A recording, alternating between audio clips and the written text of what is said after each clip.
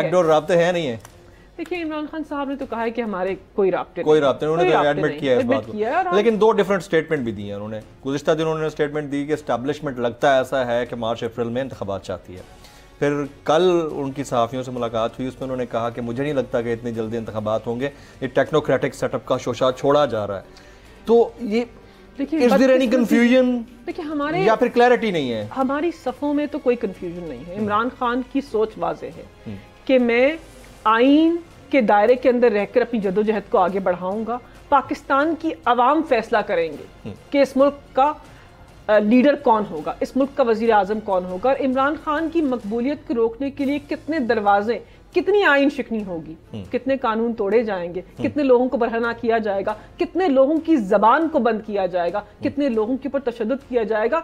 आप 22 करोड़ अवाम को पाबंदे सलासल नहीं कर सकते क्योंकि आपको एक आदमी पसंद नहीं है। जमहूरी निजाम में ही नहीं होता, आमरियत में होता है।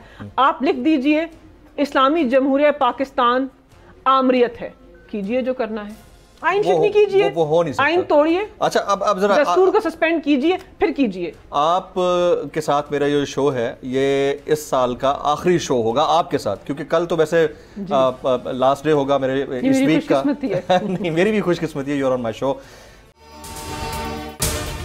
अगर आपको ये वीडियो पसंद आई हो तो सब्सक्राइब कीजिए और बेल आइकन जरूर हिट कीजिएगा।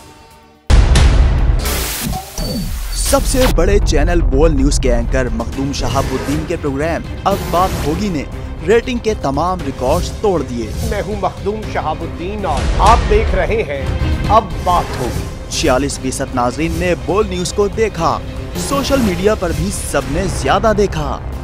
सब्सक्राइब करें और बेल दबाएं ताकि कोई खबर रह न जाए।